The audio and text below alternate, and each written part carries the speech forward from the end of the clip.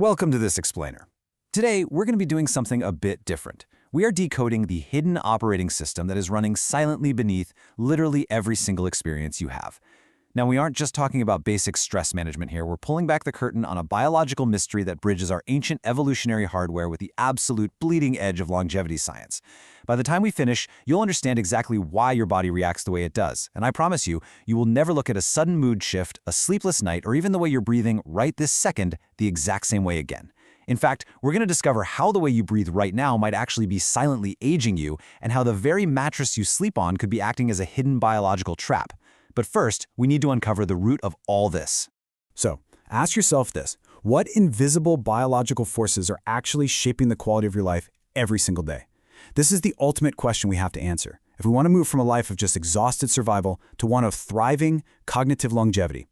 And most of us are walking around just treating symptoms, right? We drink coffee to fight the fatigue, or we endlessly scroll social media just to numb out the anxiety. But beneath those everyday behaviors lies this invisible, highly interconnected network that is dictating everything from your cellular inflammation to your emotional resilience. To truly optimize our health and our future, we have to understand the biological software that's quietly running in the background. And this brings us to a concept that completely reframes the conversation. Modern burnout is not a time management problem. It's really not. It is a profound physiological clash between our ancient survival wiring and our modern environment. As licensed therapist Annie Wright so brilliantly puts it, your body is doing exactly what it evolved to do. It's trying to protect you. The problem is, the exact same neural circuits that once protected us from literal predators out on the savannah are now being triggered by entirely modern psychological stressors. Basically, we are trying to run modern societal software on ancient evolutionary hardware. Let's make this real. Consider an executive. We'll call her Nicole. Her logical brain knows for a fact that a 9 a.m. board meeting isn't a predator, but her limbic system, it registers the pressure, the fear of failure, and that massive pile of unread emails as a literal mortal threat. Instantly, her body mobilizes. It floods her bloodstream with adrenaline and cortisol just to survive a Tuesday. This is what we call the calendar paradox. Her prefrontal cortex sees a wonderfully organized, color-coded calendar, but her primitive brainstem interprets those back-to-back Zoom meetings as an active war zone. And this dynamic perfectly illustrates the absolute foundation of our biology. It's the constant tug-of-war between the sympathetic activation that drives us and the parasympathetic recovery that heals us. Think of the sympathetic nervous system as your gas pedal. It increases your heart rate, constricts your blood vessels, and sparks inflammation to prepare you to fight or flee. The parasympathetic system, on the other hand, is the brake. It slows your breathing, drops your heart rate, and is the absolutely critical state where your body actively repairs cellular damage. True health isn't about never hitting the gas. It's about your autonomic agility, your ability to smoothly transition back to the brake once the threat has actually passed. Now, check this out, because this is wild. Even after a stressor passes, your cortisol can remain elevated for up to 60 minutes. That means your body is running a chemical emergency protocol long after you've closed your laptop for the day. You might be sitting there thinking, okay, work is over, I'm safe on the couch, but your tissues are literally still bracing for impact. We call this biological lag. It's exactly why you might feel wired, restless, or completely unable to settle down, even when your environment is perfectly calm and quiet. Your conscious mind has moved on, but your biology? It is still running from the lion. For a long time, we thought we just had two modes, on or off. But this revolutionary framework reveals that we actually have three distinct neural circuits constantly scanning the environment to dictate our emotional and physical state. Developed by Dr. Stephen Porges, it's called polyvagal theory, and it shows us that our nervous system operates through a subconscious process called neuroception. It's always scanning. It scans for safety to keep us in the optimal ventral vagal state of connection. If it detects danger, boom, it triggers sympathetic fight or flight. And if the threat feels utterly overwhelming, it drops us into the ancient dorsal vagal shutdown, which is a state of freeze, numbness, and total disconnection. When things are working right, you're operating in your window of tolerance. This is your sweet spot. It's where genuine healing, cognitive clarity, and real emotional resilience happen. But when we spend years absolutely marinating in cortisol, this window narrows. Suddenly, minor inconveniences, like dropping your keys or getting a mildly annoying text, feel like massive, world-ending crises. When chronic stress pushes us constantly out of this window, our health trajectory fundamentally shifts. And this narrowed window leads to a counterintuitive phenomenon that trips up millions of people who are desperately trying to heal. So why does trying to relax actually cause anxiety in 1 in 3 adults? You know the feeling. You draw a warm bath, you light a nice candle, you tell yourself to just relax, and suddenly, out of nowhere, your heart starts pounding. This is relaxation-induced anxiety. If your nervous system is adapted to chronic stress, sudden stillness is interpreted by your brainstem as a major vulnerability. It feels like a dangerous drop in your defenses. It really forces us to question everything we know about willpower and self-care, doesn't it? Why does the body completely hijack the brain's logical command to just chill out? Well, here is the biological truth that changes absolutely everything. 80%.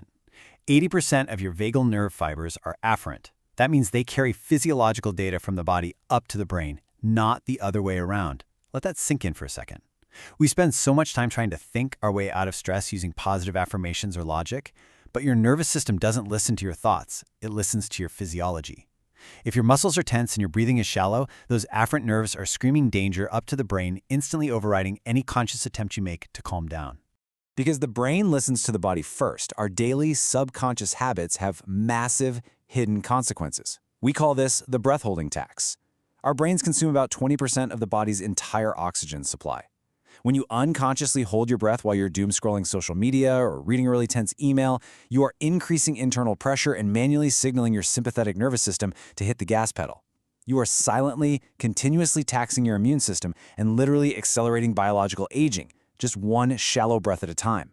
But the good news is you can hack the system by utilizing a specific breathing protocol. Inhaling for 4 seconds, holding for 7, and exhaling for 8, you are manually pulling a physiological lever called respiratory sinusarrhythmia. That's just a fancy term for the natural synchronization of your heart rate with your breathing, and it forces parasympathetic activation. As Stanford's Dr. Andrew Huberman often points out, deliberate respiration is the most powerful bridge between the conscious and subconscious mind. By extending that exhale, you are speaking the exact, literal physiological language those afferent vagal nerves understand. You are physically proving to your brainstem that you are safe. And this conscious regulation, it is the absolute gateway to deep biological recovery. An incredibly fascinating UC Irvine study proved that manipulating physical tension profoundly alters sleep architecture. Researchers took 2 groups. One listened to relaxing Mozart before bed, and the other engaged in progressive muscle relaxation, or PMR. Get this, the PMR group saw a staggering 125% increase in slow-wave sleep. This is the deepest phase of rest. It's where your brain literally flushes out cellular waste and repairs physical tissue. So how does it work? PMR leverages that exact same afferent vagal pathway, forcefully pushing out lingering physical stress signals. By intentionally creating tension in a muscle group, holding it for a few seconds, and then completely releasing it alongside a nice, slow exhale, you are flushing out the physiological noise that keeps you tossing and turning at 2 a.m. It's not just about relaxing your muscles, it is about sending a clear, undeniable neurobiological signal of safety straight up the vagus nerve, effectively short-circuiting all the day's lingering stress cycles. But there's a catch. Even if you completely master your breathing, hidden environmental traps can still block true recovery. Take the somatosensory mattress trap, for example.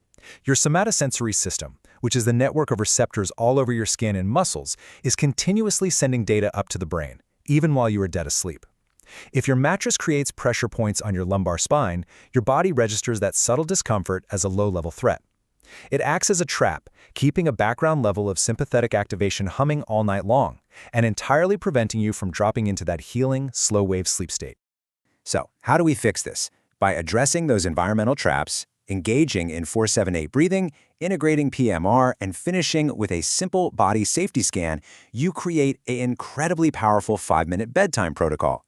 If you practice this specifically and consistently for 14 days, you start building what's known as vagal reserve. You aren't just trying to fall asleep anymore. You are actively rewiring your neurological baseline.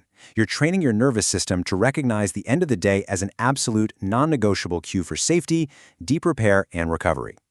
As we uncover all these layers, a really profound truth emerges. Health is not just a random list of isolated habits. It is a continuous, deeply interconnected biological cascade. Think about it.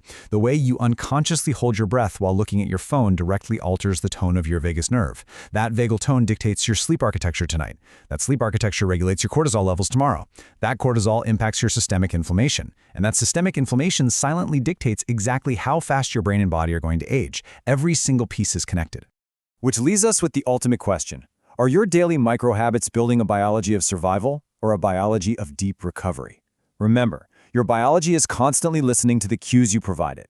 Every conscious exhale, every moment of physical release, is a direct message of safety to your hidden operating system. So the choice really is yours.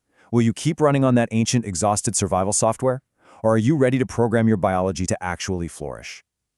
Thank you so much for joining me on this explainer. Until next time, stay curious and keep optimizing.